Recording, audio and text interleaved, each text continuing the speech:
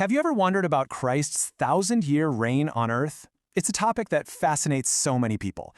But the most interesting part isn't just what it is, it's who will be there.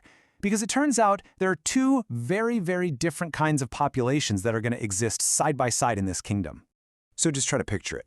1,000 years with no more corrupt governments, no more injustice, an era where peace isn't just some far-off dream, it's the daily reality. This isn't a sci-fi movie.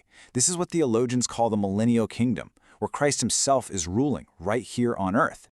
I mean, it sounds like an absolute paradise, doesn't it? But that immediately begs the question, who populates this place? And the answer is, well, it's not simple. It actually involves two totally different groups of people living in two completely different ways all at the same time. Okay, so before we dive into who's living there, let's just get the lay of the land. What exactly is this millennial reign we're talking about? The sources are really clear on this. This is not a metaphor. We're talking about a literal thousand-year reign of Jesus Christ, physically on planet Earth, ruling from a throne in Jerusalem. So that's our stage. Now let's meet the cast, because this is where it gets wild. First up, let's talk about the government, the administrative class. You should think of them less like citizens and more like the co-rulers of this new world, reigning right alongside Christ. So who makes up this elite ruling class? The texts point to three very specific groups. First, you have the church, all the believers who are taken up from the earth in what's called the rapture. Second, you have the resurrected saints from the Old Testament. And finally, you have the martyrs, those who died for their faith during that intense period of tribulation just before the millennium begins. And this is where things get, well, pretty out there. These rulers are not human in the way we understand it. They'll have what are called glorified, immortal bodies. That means they physically cannot die. They won't get married. They're living beyond all the normal limits of our natural world. Really, this one verse from Revelation is their entire job description. It's perfectly clear. Their purpose is to live and, this is the key part, to reign with Christ. They're the ones in charge. Okay, so you've got this kingdom on earth being run by immortal, resurrected superbeings. But who are they ruling over? And this brings us to the second group. And honestly, this is the part that surprises most people. The second group is made up of mortal human beings. They're the survivors of the tribulation, both Jews and Gentiles, that is non-Jews. These are the people who stayed faithful and are allowed to enter the kingdom. But here's the absolute game changer. They go in with their normal, natural, physical human body. And for these folks, life is going to look, well, pretty normal. They're going to get married, they're going to have jobs, they're going to have kids, and they are going to get older. Just try to wrap your mind around that. A population of regular people living their lives, being governed by a class of immortal beings.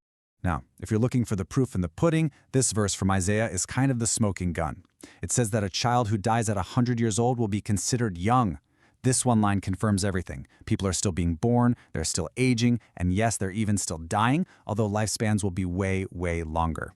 So let's just put it side by side to make it crystal clear. On one side, you have the rulers. They have glorified, immortal bodies. They can't die. Their job? Reign with Christ. On the other side, you have the inhabitants. They have natural, mortal bodies. They can die, even if it's rare. Their job? To live on and populate the earth. It's two completely different ways of existing on the same planet at the same time. And that, of course, leads us to the biggest question of all. Why? Why set it up this way? Why have this bizarre mix of glorified people and natural people? There has to be a deeper reason for this whole plan. Well, according to the source material, the reason for this very strange setup is actually profound. This whole 1,000-year period is designed to be one final, undeniable object lesson for all of creation. I mean, think about the conditions that are set up. For 1,000 years, you've got a perfect world. Christ is the king, so justice is absolute. And Satan is bound, locked away, completely unable to influence a single person. There are literally no more excuses, no bad government to blame, no corrupt society, not even a devil on your shoulder. And yet, after all that, when Satan is let out for just a little while, a huge rebellion still happens. The lesson is unavoidable. The problem was never the environment, it's inside the unredeemed human heart. So here's the bottom line. The whole point of the millennium is to be the final proof that humanity cannot fix itself, even in a paradise. It shows that the core problem has always been internal, and the only real fix is a changed heart, which only comes through salvation. And this brings us to one last, super important clarification. It's really crucial to understand what the millennium is, but also what it is not. Remember how we established that even in this near-perfect world, mortals will still eventually die? Well, this verse right here is why that one detail is so significant. Death is called the last enemy, and the Bible is very clear that it won't be totally defeated until after this 1,000-year reign is finished. And that's all the proof you need that the millennium, as amazing as it will be, isn't the final state. It's not heaven. So then what is it? Think of it as the grand restoration of planet Earth. It's God fulfilling his promise that his chosen king would one day rule this world in perfect righteousness. It's a huge, incredible chapter in the story, but it's not the last chapter. Because after the 1,000 years are done, and after that last rebellion is put down, and after death itself is finally thrown out for good, something even more mind-blowing begins.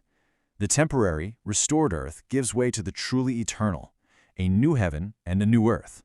And that's the real final destination. It really makes you think, doesn't it? If a world with perfect justice and almost no death is just the prelude, what could a world with no death at all even be like?